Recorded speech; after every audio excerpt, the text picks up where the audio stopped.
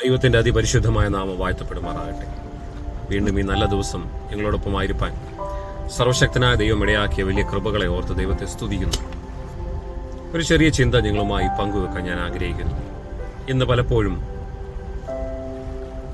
നമ്മൾ പകച്ചു നിൽക്കുന്ന അല്ലെങ്കിൽ നമ്മളോട് തന്നെ ചോദിക്കുന്ന ഒരു ചോദ്യമാണ്, എന്നെക്കൊണ്ട് അത് ചെയ്യുവാൻ സാധിക്കുമോ?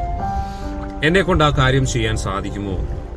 എനിക്കതിനുള്ള കഴിവുണ്ടോ, ബലമുണ്ടോ, പ്രാപ്തിയുണ്ടോ, എൻ്റെ കുടുംബ മഹിമയുണ്ടോ? അല്ലെങ്കിൽ നമ്മൾ പലയിടങ്ങളിലും നമ്മൾ വളരെ മാറി നിൽക്കുന്ന പല മേഖലകൾ എന്നെക്കൊണ്ട് ചെയ്യുവാൻ സാധിക്കുമോ? എന്നാൽ ദൈവം അതിനുള്ള ഉത്തരം പറയുന്നുണ്ട്. ചില കാര്യങ്ങൾ ദൈവമായിട്ടാണ് നമ്മുടെ മുമ്പിൽ കൊണ്ടുതരുന്നത്. അപ്പോൾ നമ്മൾ ചോദ്യം ചെയ്യുവാൻ പാടില്ല. ദൈവം നമ്മുടെ മുമ്പിൽ ഒരു കാര്യങ്ങളെ അല്ലെങ്കിൽ നിനക്ക് വേണ്ടി ഒരാളെ ഒരുക്കുമ്പോഴോ, ഒരു ജോലി മേഖലയിലാകട്ടെ, നിന്റെ ഏതെങ്കിലും ഒരു അവസ്ഥയിൽ നീ പകച്ചു നിൽക്കുന്ന ഒരു മേഖല ദൈവമായിട്ട് ചില കാര്യങ്ങൾ കൊണ്ട് തരുമ്പോൾ നമ്മൾ അങ്ങോട്ട് ചോദിക്കാൻ പാടില്ല, അയ്യോ എന്നെ കൊണ്ട് അത് സാധിക്കാൻ പറ്റുമോ? ഞാൻ ചെറിയൊരു മനുഷ്യനാണ്, എനിക്ക് അതിനുള്ള കഴിവില്ല, പ്രാപ്തിയില്ല ദൈവമേ എന്ന് പറയുമ്പോൾ ദൈവം നമ്മളോട് പറയുന്നു, അല്ലയോ പരാക്രമശാലിയേ. അതെ, ന്യായാധിപന്മാരുടെ പുസ്തകം 6-ാം അധ്യായം വായിക്കുമ്പോൾ നമുക്കതിൽ വായിക്കാൻ പറ്റും. ഗിദെയോനെ കുറിച്ച് നമുക്കറിയാം. മിദ്യാന്യരെ പേടിച്ച് മുന്തിരിച്ചക്കിന്റെ അരികിൽ ഗോതമ്പ് മെതിച്ചുകൊണ്ടിരുന്ന ഗിദെയോനോട് ദൈവം വന്നിട്ട് പറയുന്നത്, ദൂതൻ വന്ന് പറയുന്നതാണ്, അല്ലയോ പരാക്രമശാലി എന്ന് പറഞ്ഞാണ് വിളിക്കുന്നത്. അല്ലെങ്കിൽ മടിയുള്ളവനെ, അല്ലെങ്കിൽ ഒന്നിനും കൊള്ളാത്തവനെ, അല്ലെങ്കിൽ ബുദ്ധിയില്ലാത്തവനെ ഒന്നൊന്നും അല്ല. അവിടെ അന്നേരം ഗിദെയോൻ തിരിച്ചു ചോദിക്കുകയാണ്, യജമാനെ, നീ എന്നെ തന്നെയാണോ വിളിക്കുന്നത്? എന്നെ തന്നെയാണോ ഈ പരാക്രമശാലി എന്ന് വിളിക്കുന്നത്? ഞാൻ ഒന്നിനും കഴിവില്ലാത്തവനാ. എന്നാൽ ദൈവം പറയുന്നു, നീ നിന്റെ ഈ ബലത്തോട് പോവാനാ പറയുന്നത്. നിന്റെ ഈ ബലം, നിനക്ക് കുറവുകളുണ്ടായിരിക്കാം, നിനക്ക് പല പ്രതിസന്ധികൾ ഉണ്ടായിരിക്കാം, നീ കുടുംബത്തിൽ ഒന്നിനും കൊള്ളാത്തവനായിരിക്കാം, സമൂഹത്തിൽ കൊള്ളാത്തവനായിരിക്കാം, നിന്റെ കുടുംബ പാരമ്പര്യം നീ ഇല്ലാത്തവനായിരിക്കാം. എന്നാൽ ദൈവം നിന്നോട് പറയുന്നു, നിന്റെ ഈ ബലത്തോട് പോവുക, ഞാനല്ലയോ നിന്നെ അയക്കുന്നത്. അവിടെ ഗിദെയോനോട് പറയുന്നതാണ്. അപ്പം ദൈവം നമ്മുടെ മുമ്പിൽ കൊണ്ടുവന്ന് ചില കാര്യങ്ങൾ വെക്കുമ്പോൾ നമ്മൾ അങ്ങോട്ട് ചോദ്യം ചോദിക്കുക, യജമാനെ, എന്റെ കുലം ചെറുതാണ്, അല്ലെങ്കിൽ എനിക്ക് ബലമില്ല, ശക്തിയില്ല, ഒന്നുമല്ല. ദൈവം നിന്നെ അയച്ചെങ്കിൽ ദൈവം പറയുന്നത്, നിന്റെ ഈ ഉള്ള ബലത്തോടെ നീ പോ, കാര്യം സാധിപ്പിച്ചു തരുന്നത് ദൈവമാണ്. അപ്പൊ നമ്മൾ പലപ്പോഴും നമ്മൾ തന്നെ പല ചോദ്യങ്ങൾ ചോദിക്കും. എന്നാൽ നീ എന്റെ കൂടെ ഉണ്ടെങ്കിൽ എനിക്ക് എന്തെങ്കിലും ഒരു തെളിവുത. നമ്മൾ പലപ്പോഴും നമ്മൾ മാനുഷിക വാക്കുകൾക്കൊന്നും വലിയ പ്രാധാന്യം കൊടുക്കും. കാരണം മനുഷ്യൻ പറയുന്നത് എപ്പോഴും മാറ്റി പറയും. എന്നാൽ ദൈവം തന്റെ വാക്കിൽ വിശ്വസ്തനാണ്. അവിടെ ദൈവം പറയുന്നു, ദൈവത്തോട് ചോദിക്കുകയാണ്, എന്നാൽ നീ എന്റെ കൂടെ ഉണ്ടെങ്കിൽ എനിക്കൊരു തെളിവുത, എനിക്കൊരു അടയാളം താ.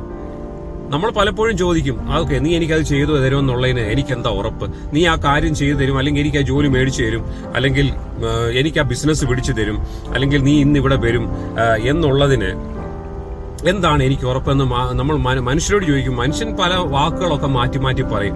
ഉറപ്പ് നൽകിയിട്ട് നിനക്ക് ഞാൻ അത് തരാം, ഇത് തരാം, അത് എല്ലാ വാക്കുകളും വാഗ്ദത്തങ്ങൾ നൽകാൻ മിടുക്കനാണ് മനുഷ്യർ. സ്തോത്രം.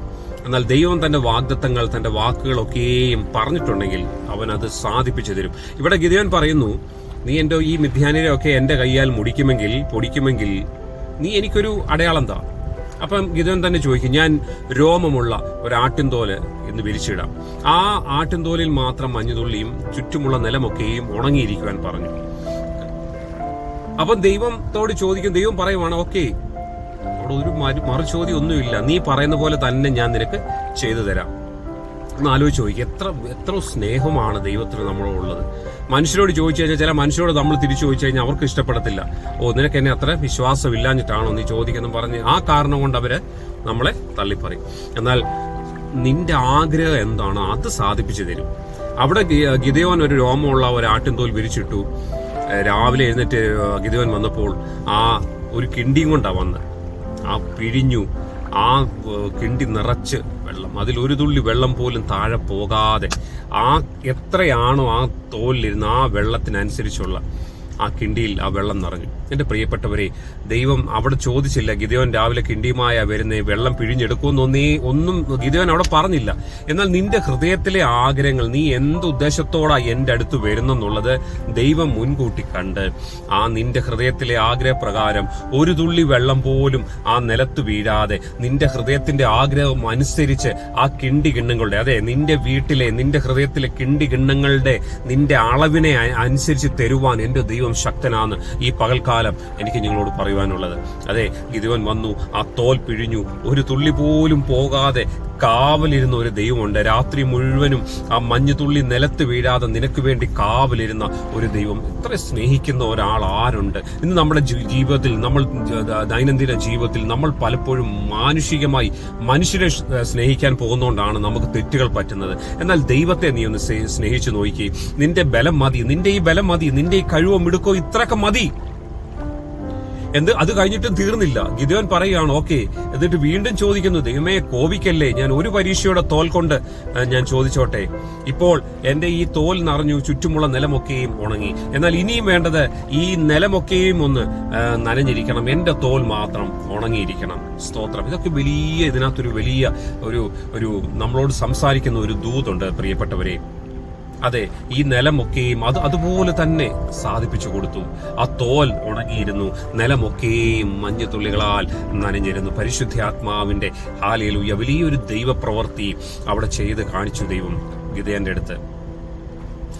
ഇന്ന് നമുക്കൊരു നന്മ കിട്ടിയാൽ നമ്മൾ അതുകൊണ്ട് തൃപ്തിപ്പെട്ട് പൊടിയും തട്ടി എഴുന്നിട്ട് ഒറ്റ ഓട്ടവാ. അതിനകത്ത് ചുറ്റുമുള്ളവരാരാ, നമ്മളെ സഹായിച്ചവരാരാ, നമ്മളെ സ്നേഹിച്ചവരാരാ, നമുക്ക് വേണ്ടി കരുതിയതാരാ, ഇതിന്റെ പുറകിൽ ആരൊക്കെ പ്രവർത്തിച്ചു, അവരെ ഒന്നും നോക്കാതെ എടുത്തു പോവുകയാണ്. എന്നാൽ ഗിദെയോൻ പറയുന്ന കേട്ടില്ലേ, അവിടെ ആദ്യമേ എന്റെ പുതപ്പൊന്ന് നനഞ്ഞു, ചുറ്റുമുള്ളതൊക്കെയും ഉണങ്ങിയിരുന്നു. ഇനി ഞാനൊന്ന് നന്നായപ്പോൾ, എന്റെ തോലിന്മേൽ മഞ്ഞ് വീണപ്പോൾ, എന്റെ കയ്യിൽ ചില പണമോ എന്റെ കയ്യിൽ എന്തെങ്കിലും ഒരു നന്മ വന്നപ്പോൾ അത് എനിക്ക് മാത്രമുള്ളതല്ല, ഞാൻ ചുറ്റുമുള്ളതൊക്കെയും ഒന്ന് ഹല്ലേലൂയ അവർക്കൂടെ ഒന്ന് സ്പ്രെഡ് ചെയ്യുക. ഇനി ആ ചുറ്റുമുള്ള ഉണങ്ങിക്കിടന്ന് അവിടെ കൂടെ ഒന്ന് നനച്ചതാ, എന്റെ ഉണങ്ങിയിരിക്കട്ടെ. ഇനി എന്റെ ചുറ്റുമുള്ളതുകൂടെ, കാരണം ദൈവം എന്റെ കൂടെ ഉണ്ടെന്നുള്ളത് എനിക്ക് മനസ്സിലായി. ഇനി ആ ചുറ്റുമുള്ളതൊക്കെയും ഒന്ന് നനച്ച് ഹല്ലേലൂയ ഒന്ന് ഫലപുഷ്ടി ഉള്ളതാക്കിത്താ. Praise the lord. എന്റെ പ്രിയപ്പെട്ടവരെ, നമുക്കൊരു നന്മ കിട്ടുമെങ്കിൽ, നമുക്ക് എന്തെങ്കിലും നന്മ ദൈവം തന്നിട്ടുണ്ടെങ്കിൽ അത് നമുക്ക് മാത്രമുള്ളതല്ല, അത് ചുറ്റുമുള്ളവർക്കൂടെ പങ്കുവയ്ക്കാനുള്ളതാണ്. നമ്മുടെ സഹോദരങ്ങൾ, സ്നേഹിതന്മാർ, മുടന്തർ കാണും, കുരുടർ കാണും, കുഷ്ഠരോഗികൾ കാണും. അത് ഓടി വന്ന് എടുക്കാൻ പറ്റാത്ത, നമ്മൾ ഈ എടുത്തു വെച്ചേക്കുന്നതൊക്കെ ഞാൻ പലപ്പോഴും നേരത്തെ മെസ്സേജിൽ പറയുന്നുണ്ട്, മറ്റുള്ളവരും കൂടാണ് നമ്മൾ ഈ എടുത്തു വെച്ചേക്കുന്നത്. അത് മറ്റുള്ളവർ കൂടെ അനുഭവിക്കാനുള്ളത്. എനിക്ക് കിട്ടിയ, നമുക്ക് കഴിവിനൊത്ത് ദൈവം തരുന്നത് മറ്റുള്ളവർ കൂടെ നമുക്ക് പങ്കുവയ്ക്കുവാനാണ്. ഒരു പങ്കിടലിന്റെ അനുഭവങ്ങൾ കൂടെ ജീവിതത്തിൽ ഉണ്ടാകണം. ഇവിടെ ഗിദെയോൻ പറയുന്ന ആ പരാക്രമശാലിയെ എന്ന് വിളിക്കുമ്പോൾ തന്നെ ഗിദെയോൻ ചോദിക്കുന്ന ചോദ്യമുണ്ട്, എന്നെ കൊണ്ട് അത് പറ്റുമോ, എന്നെ കൊണ്ട് അത് സാധിക്കുമോ? ദൈവം പറയുന്നു, നിന്നെ കൊണ്ട് അത് സാധിച്ചെടുക്കാൻ പറ്റും. ദൈവം തിരഞ്ഞെടുക്കുന്ന എല്ലാം ബലഹീനമായതിനെയാണ്. നമുക്ക് പലപ്പോഴും ചോദ്യങ്ങളുണ്ടാകും, പല ചോദ്യങ്ങൾ നമ്മൾ ചോദിച്ചെന്നിരിക്കും. അതുപോലെ ഒരു ചോദ്യമാണ് നമുക്ക് വായിക്കാൻ ഒത്തിരി ചോദ്യങ്ങൾ ദൈവത്തോട് ചോദിച്ചിട്ടുണ്ട് പ്രവാചകന്മാർ. ഹബക്കൂക്ക് പ്രവാചകന്റെ പുസ്തകം വായിക്കുമ്പോൾ 1-ാം അധ്യായത്തിൽ ഹബക്കൂക്ക് പ്രവാചകൻ ചോദിക്കുകയാണ്, നീ അനിഷ്ടം നോക്കിയിരിക്കുന്നതും കലഹം ശണ്ട നടക്കുന്നു അതെല്ലാം നോക്കി നിൽക്കുന്നത് ദൈവമേ അയ്യം വിളിക്കുന്നെന്നാകുന്നു. അയ്യം വിളിച്ചു ചോദിക്കുകയാണ്, ഇതൊക്കെ എന്തുകൊണ്ടാണ് കർത്താവേ നീ മിണ്ടാതിരിക്കുന്നത്?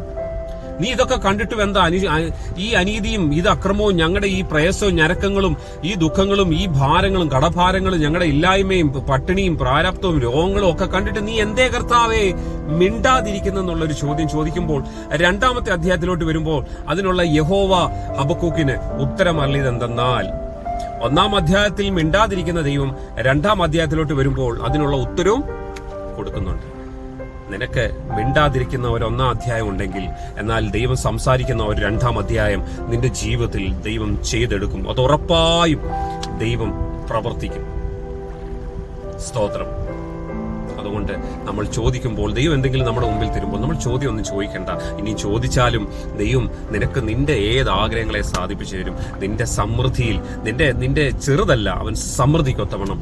ആ ഒറ്റയൊരു ഗിദെയോൻ എന്നൊരാളാണ് മിദ്യാന്യരെ മുഴുവൻ മുടിച്ചു കളയുവാൻ ഒരാൾ മതിയായിരുന്നു.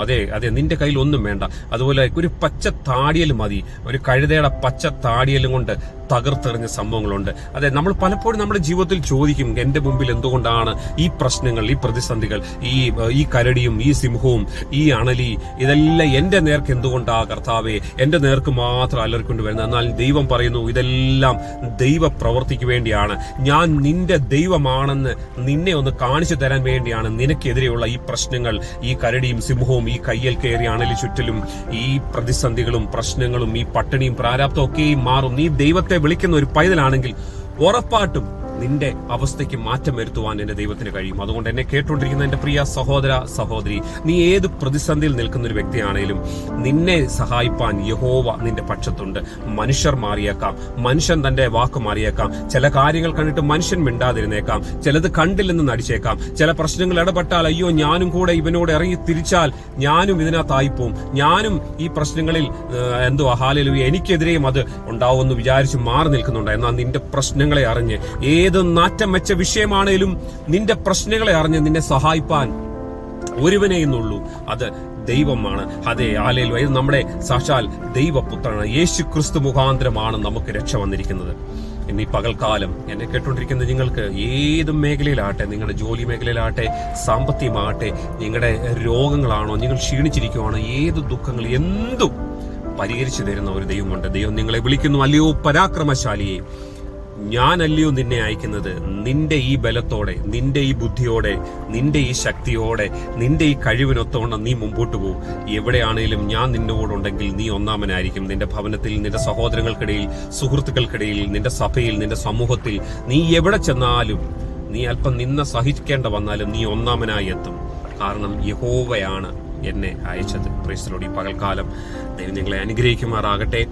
നിങ്ങളുടെ എല്ലാ പ്രശ്നങ്ങളും മാറട്ടെ എന്ന് ഞാൻ ആത്മാർത്ഥമായി പ്രാർത്ഥിക്കുന്നു. നിങ്ങളെല്ലാവരെയും ദൈവം അനുഗ്രഹിക്കുമാറാകട്ടെ. May God bless you in Jesus name. Amen, amen, amen.